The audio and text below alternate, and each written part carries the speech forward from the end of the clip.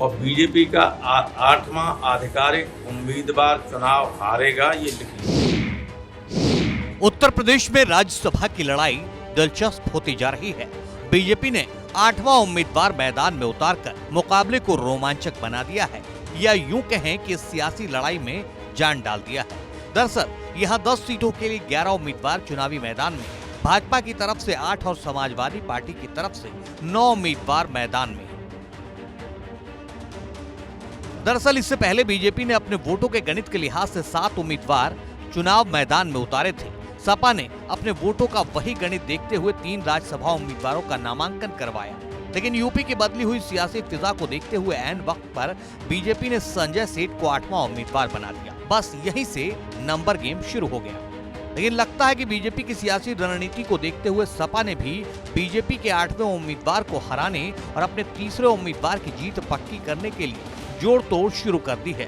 तभी तो प्रोफेसर राम गोपाल यादव ऐलानिया कह रहे हैं, 100% गारंटी दे रहे हैं कि जीतेगा तो सपा का तीसरा उम्मीदवार ही जीतेगा। हमारे थे 3 कम, उनके हैं 8 कम, तो हम जीतेंगे या वो जीतेंगे? वो तो कहने लगा था कि हम अंदर खाने बना चुके सब प्लान। ऐसा है कहते हैं जो ये कहते हैं अंदर खाने, इसमें कुछ नहीं होता। राज्यसभा में कानूनन मैंडेटरी है कि आदमी को वोट दिखा के देना ही होगा, तो उसमें अंदर खाने क्या होता है? दिखाना पड़ेगा, दिखा के या तो हमें देंगे या बीजेपी को देंगे। तो तीसरा कैंडिडेट जीत रहा है 100%, और बीजेपी का 8वां आधिकारिक उम्मीदवार चुनाव हारेगा, ये लिख लीजिए। दरअसल यूपी में राज्यसभा की 10 सीटों के लिए चुनाव होना है। बीजेपी ने अपने आंकड़ों के लिहाज से 7 उम्मीदवार मैदान में उतारे थे। सपा ने 3 उम्मीदवार, कोई गुना गणित था ही नहीं। सपा अपने 3 उम्मीदवारों को आसानी से राज्यसभा भेज सकती थी। सपा ने किया भी ऐसा ही था, 3 प्रत्याशियों को खड़ा किया। एक है जया बच्चन, दूसरे हैं आलोक रंजन और तीसरे हैं रामजी लाल सुमन।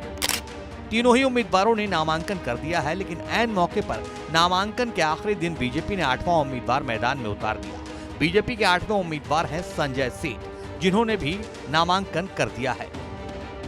संजय सेठ के नामांकन दाखिल करते ही मुकाबला कड़ा हो गया है, क्योंकि अब सीटें 10 और कुल उम्मीदवार 11 हो गए हैं। इस तरह संजय सेठ ने सपा की तीसरी सीट फंसा दी है। लेकिन देखिए नतीजों में किसका गणित जीतता है।